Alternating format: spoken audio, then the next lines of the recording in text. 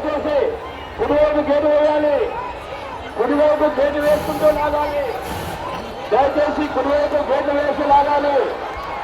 దయచేసి కుడివైపు గేటు ఎడమవైపు అవుతుంది. కుడివైపు గేటు వేసి లాగాలి.